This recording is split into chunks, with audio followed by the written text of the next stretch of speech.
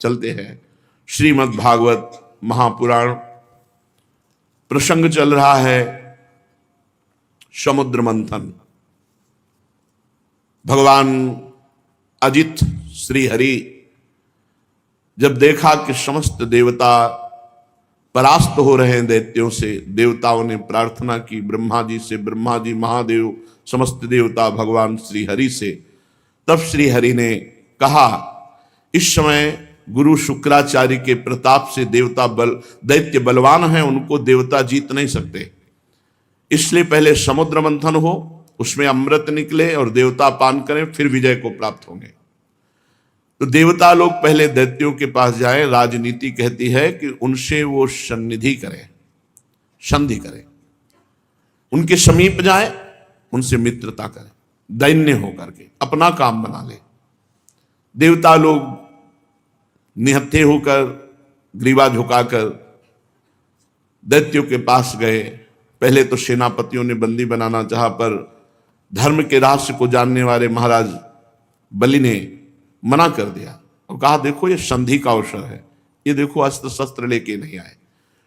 पूरी बात रखी गई समुद्र मंथन की। दैत्यों ने इशारे में कहा कि हां कह दो, क्योंकि इनको एक बूंद अमृत नहीं मिलेगा, हम सब छीन के पी जाएंगे। हां कह दिया गया। अब मथानी कौन बने? तो मंदराचल को 10,000 योजन स्वर्ण, तांबा और लोहा, 3 धातुओं से बना हुआ, 10,000 योजन ऊंचा। तब देवता दैत्य बड़ी ताकत लगा करके उखाड़े, वो फिसल गया। बहुत से दैत्य देवता अंग भंग और मृत्यु को प्राप्त हुई। देवताओं ने भगवान का स्मरण किया। गरुड़ पर सवार होकर अजित भगवान उपस्थित हुए। मंदराचल को एक हाथ से उठा के गरुड़ पे रखा, अमृत दृष्टि से समस्त देवता और दैत्यों को पुष्ट किया। अब समुद्र में मंदराचल विराजमान किया गया। बहुत सी औषधि लता जो भगवान ने कही सब उसमें डाली गई। देवता और असुरों ने नागराज वासुकी को रिझा लिया और उनको वचन दिया कि समुद्र मंथन में प्राप्त होने वाले अमृत में तुम्हारा हिस्सा होगा, आप रस्सी बन जाएं। मथानी बना मंदराचल, रस्सी बने वासुकी नाग। वासुकी नाग को नेति के समान मंदराचल में लपेट दिया गया। समुद्र मंथन आरंभ हुआ। अजित भगवान ने देवताओं को इशारा किया, मुख की ओर लग जाओ। देवताओं में खास बात है, भगवान की आज्ञा का उल्लंघन ने क्यों नहीं पूछा, लग गए। जब दैत्य सेनापतियों ने देखा तो उन्होंने कहा, देवता कोई श्रेष्ठ है, हम लगेंगे मुख की तरफ। सांप के पूंछ का भाग जो है ये निकृष्ट माना जाता है, हम इसे नहीं पकड़ेंगे। भगवान ने देवताओं को इशारा किया, आ जाओ पूंछ की तरफ, क्योंकि जब नेति बन करके मंदराचल घुमाया जाएगा, भारी विष की ज्वाला वासुकी नाग के मुख से निकलेगी। तो देवताओं को बचाने के लिए भगवान ने पहले ऐसा किया था। देवताओं ने पूंछ पकड़ ली और दैत्य मुख की ओर हो गए। बड़े बड़े असुरों के भुजाओं और देवताओं की दैवी शक्ति से युक्त होकर मंदराचल जीव ही घुमाया जाने लगा, त्यों ही समुद्र में डूबने लगा। अब तो सब देवता दैत्य निराश होने लगे, मन टूट गया, उदासी छा गई। भगवान ने तुरंत कच्छप रूप धारण किया। भगवान का एक कच्छप अवतार है, विशाल काय भगवान की पीठ। समुद्र में प्रवेश करके मंदराचल के नीचे जाकर कच्छप भगवान अपनी पीठ में मंदराचल ले लिया। भगवान की शक्ति अनंत है, वे सत्य संकल्प हैं, उनके लिए कौन सी बड़ी बात है। देवता और असुरों ने देखा कि मंदराचल ऊपर उठने लगा, तब फिर से उत्साहित होकर समुद्र मंथन किया। भगवान कच्छप की पीठ का विस्तार कितना था? 1,00,000 योजन, क्योंकि 10,000 योजन चौड़ा और लंबा तो मंदराचल है।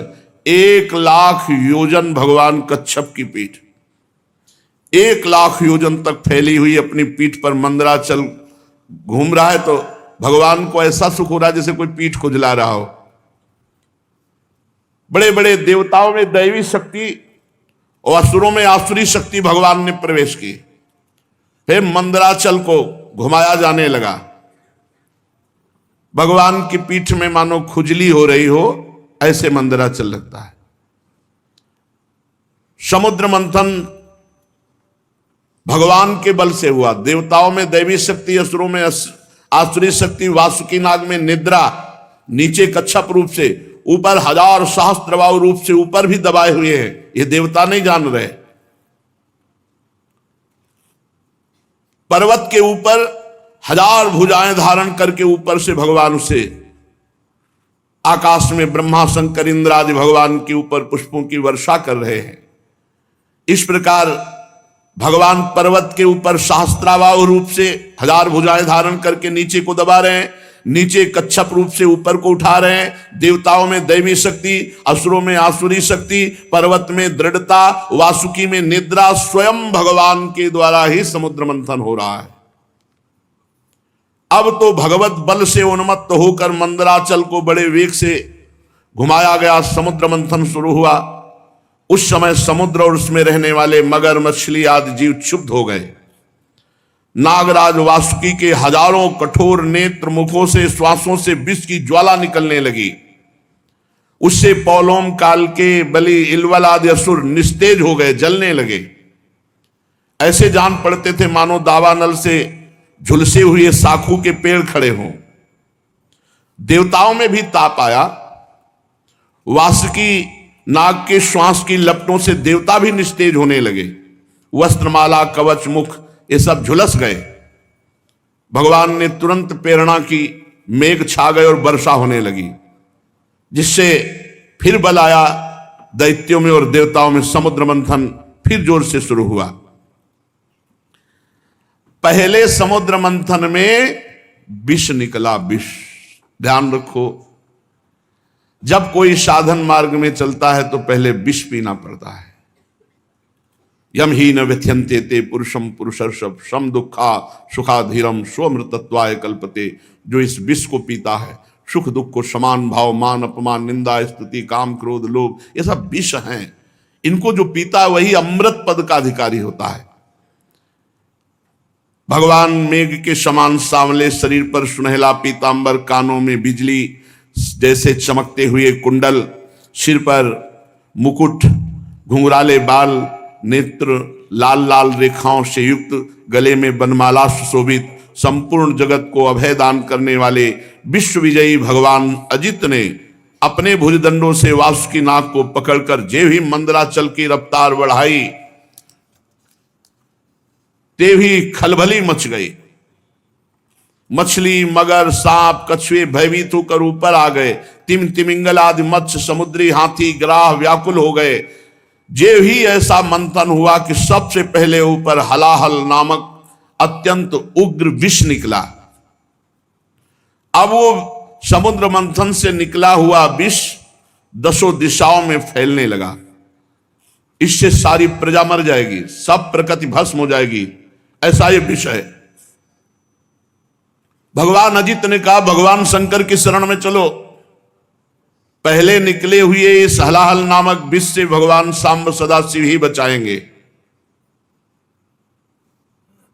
भगवान शंकर सती जी के साथ कैलाश पर्वत पर विराजमान थे। बड़े बड़े ऋषि मुनि उनके वचन सुन रहे थे, भगवान शिव उपदेश कर रहे थे। तीनों लोगों को अभ्युदय और मोक्ष के लिए बड़े बड़े ऋषि मुनि उनकी आराधना करते हैं, भगवान शिव की। प्रजापतियों ने दर्शन किया और भगवान महादेव जी की स्तुति की। देव देव महादेव भूतात्मन भूत भावन त्राहिना शरणापन्नास त्रैलोक्ये दहनाद विषाद। तुम्हें कहा सर्व जगत ईश्वरो बंध मोक्षयो तम त्वामर्चन्ति कुशलाः प्रपन्नार्ति हरम गुरु। हे जगत गुरु, हे देवाधिदेव, हे समस्त प्राणियों की आत्मा और जीवन दाता, हम सब लोकपाल आपकी शरण में आए हैं। समुद्र मंथन में त्रिलोकी को भस्म करने वाला हलाहल उग्र विष प्रकट हुआ है, उससे आप हमारी रक्षा कीजिए। सारे जगत को बांधने और मोक्ष मुक्त करने में एकमात्र आप समर्थ ईश्वर हैं। इसलिए हे भगवान शिव, विवेकी पुरुष आपकी आराधना करते हैं, क्योंकि आप शरणागत की पीड़ा नष्ट करने वाले एवं जगत गुरु हैं। प्रभु, अपनी गुणमयी शक्ति से इस जगत की सृष्टि, स्थिति, प्रलय ये आप करते हैं, पर आप एक रस रहते हैं। जितने भी देवता, मनुष्य, पशु, पक्षी, सत असत चराचर प्राणी हैं, सबके जीवन दाता देवाधिदेव आप ही हैं। आपके अतिरिक्त सृष्टि भी और कुछ नहीं, क्योंकि आप सबकी आत्मा हैं। हे सर्वदेव स्वरूप, आपका मुख अग्नि है। तीनों लोकों के अभ्युदय करने के लिए हे शंकर, ये पृथ्वी आपका चरण कमल है। आप अखिल देव स्वरूप हैं। ये काल आपकी गति है, दिशाएं कान हैं, वरुण रसेंद्री हैं, आकाश नाभ है, वायु श्वास है, सूर्य नेत्र है, जल वीर है। आपका अहंकार नीचे ऊंचे सभी जीवों का आश्रय है। चंद्रमा मन है, प्रभु स्वर्ग आपका सिर है। वेद स्वरूप भगवान समुद्र आपकी कोख है, पर्वत हड्डियां हैं, सब प्रकार की औषधियां घास आपके रोम हैं, गायत्री आदि छंद आपकी सातों धातुएं हैं, और सभी प्रकार के धर्म आपके हृदय हैं। हे स्वामिन, सद्योजात आदि 5 उपनिषद ही आपके तत्पुरुष अघोर, सद्योजात, वामदेव, ईशान नामक 5 मुख हैं। प्रभु, इस कार्य कारण जगत से परे, माया से परे आप हैं। आपकी महिमा को ब्रह्मादि भी जानने में समर्थ नहीं। हम लोग तो केवल आपके इस लीला बिहारी शिव रूप को देख रहे हैं, आपके परम स्वरूप को हम नहीं जानते। हे महेश्वर, यदि आपकी लीलाएं अव्यक्त हैं, फिर भी संसार कल्याण करने के लिए परम कारण स्वरूप आप लीला करते हैं। प्रभु, आप प्रजा बड़े संकट में है, इस हलाल विष का कुछ इंतजाम कीजिए। भगवान शिव ने कहा सती जी से, देवी, ये बड़े खेद की बात है कि समुद्र मंथन से कालकूट विष निकला और प्रजा बड़ी दुखी है। इसलिए हमें समस्त प्रजा की रक्षा करनी चाहिए। मेरा कर्तव्य है, ये मेरी शरण में आए हैं, मैं इन्हें निर्भय कर दूं, क्योंकि जिसके पास शक्ति है, सामर्थ्य है, तो आए हुए शरणागत के दुख को मिटाना उसका धर्म बनता है। अगर अपने प्राणों की भी बलि देनी पड़े तो दे देना चाहिए, पर शरणागत को विमुख नहीं जाने देना चाहिए, उसकी रक्षा करनी चाहिए। कल्याणी, ये मोह पास में बंद करके जीव एक दूसरे से वैर की गांठ बांध लेते हैं। ऐसे अज्ञानियों पर जो कृपा करके उन्हें भगवत मार्ग में लगाता है, उनकी रक्षा करता है, उस पर भगवान श्री कृष्ण बहुत प्रसन्न होते हैं। और जब भगवान श्री कृष्ण प्रसन्न हो जाते हैं तो मैं, ब्रह्मा, चराचर जगत उसके ऊपर प्रसन्न हो जाता है। जहां पर कृपा राम की हुई, ता पर कृपा करे सब कोई।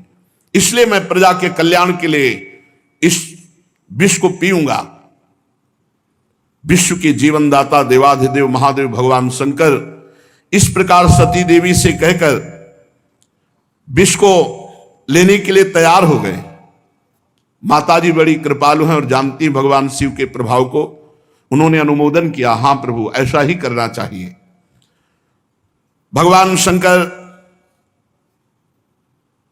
ऐसे करके आकर्षण किया और पूरे समुद्र मंथन से निकले हुए विष को अपने हाथ में ले लिया और उसको पी गए। पीकर हृदय में नहीं जाने दिया, यही गले में रोक लिया। पूरा श्याम गौर वर्ण का गला, पूरा श्याम वर्ण का, इसीलिए भगवान का एक नाम पड़ा नीलकंठ।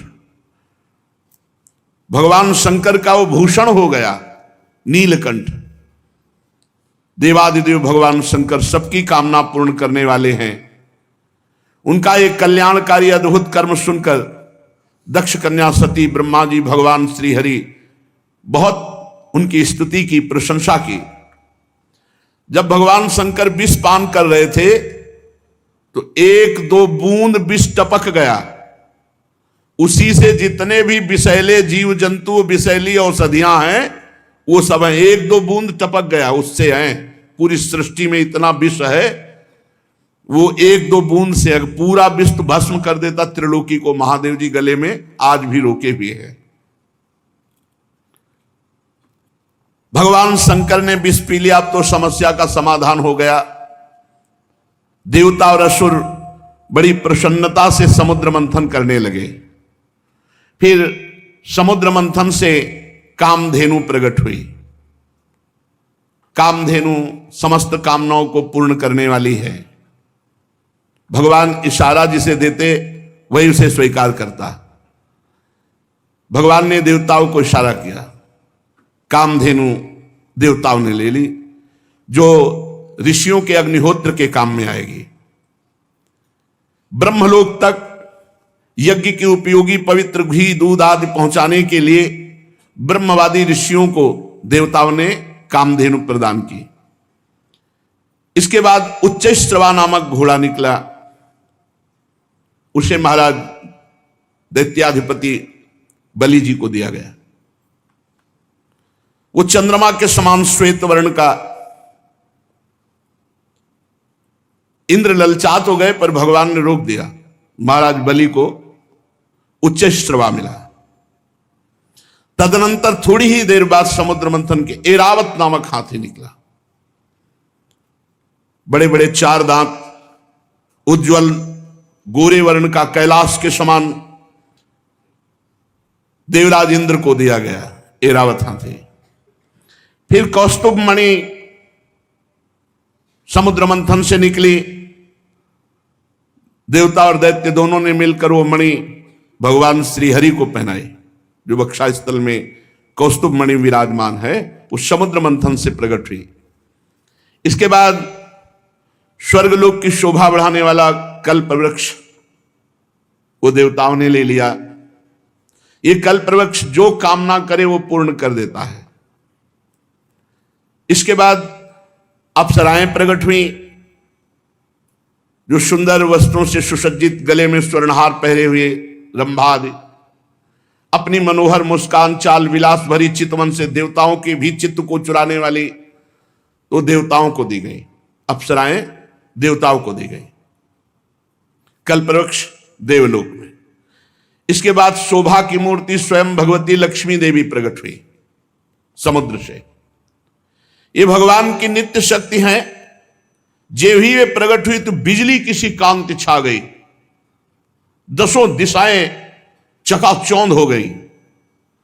ऐसा सौंदर्य, ऐसा उदार स्वरूप, ऐसा रूप रंग कोई भी नहीं था जो ये ना चाहता हो कि लक्ष्मी जी हमें मिले। आज भी सभी चाहते लक्ष्मी जी हमें मिले।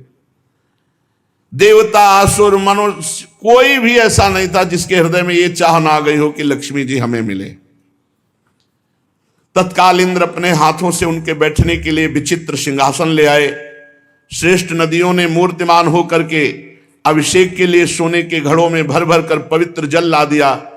पृथ्वी ने अभिषेक के योग्य सब औषधियां दी। गौओं ने पंचगव्य और बसंत ऋतु ने चैत्र वैशाख में होने वाले सब फूल फल उपस्थित कर दिए। इन सामग्रियों से ऋषियों ने विधि पूर्वक लक्ष्मी जी का अभिषेक किया। गंधर्व गान कर रहे हैं, अप्सराएं नृत्य कर रही हैं। बादल सदे होकर मृदंग, डमरू, ढोल, नगारे, नरसिंगे, शंख, वेणु, वीणा ये जोर जोर से वाद्य बजा रहे हैं। भगवती लक्ष्मी देवी का अभिषेक हुआ। वह सुंदर पोशाक धारण की हुई सिंहासन पर विराजमान है। दिग्गज कलशों से उनका स्नान करा रहे हैं। वेद में ब्राह्मण वेद मंत्र पढ़ रहे हैं। समुद्र ने पीले रेशमी वस्त्र उनको पहनने के लिए दिया। वरुण ने वैजंती माला समर्पित की। प्रजापति विश्वकर्मा ने भांति भांति के गहने दिए। सरस्वती जी ने मोतियों का हार, ब्रह्मा जी ने कमल, नाग ने 2 कुंडल अर्पित किए। इसके बाद लक्ष्मी जी कमलों की माला लेकर किसके गले में डालें चली। लक्ष्मी जी के मुख की ओर देखकर जब वो मंद मंद मुस्कुराती हुई चल रही थी, उनकी पायजेब बज रही थी, कोई ऐसा नहीं था जो ललचा न गया हो लक्ष्मी जी हमें मिले। पर वो चाहती थी जो हमें चाहे ना उसको हम वरण करें। निर्दोष हो, जिसके हृदय में चाह ना हो, उत्तम गुणों से नित्य युक्त हो, उसे मैं अपना आश्रय बनाऊंगी।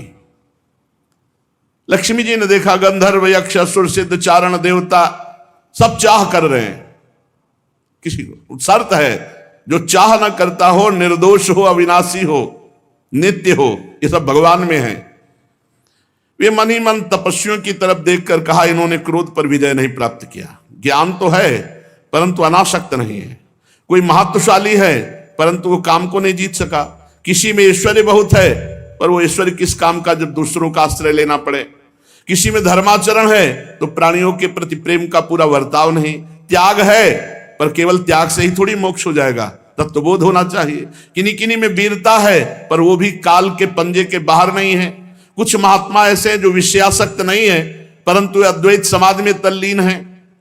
किसी किसी ऋषि की आयु बहुत लंबी है परंतु उनका सील मंगल मेरे योग्य नहीं। किसी का सील मंगल है तो आयु का ठिकाना नहीं।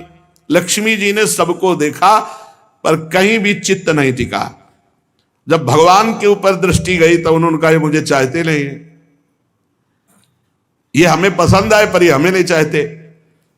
पर सोच विचार करके भगवान के ही गले में जयमाला डाल दी, अजित भगवान के, क्योंकि समस्त सद्गुण नित्य निवास करते श्री भगवान में।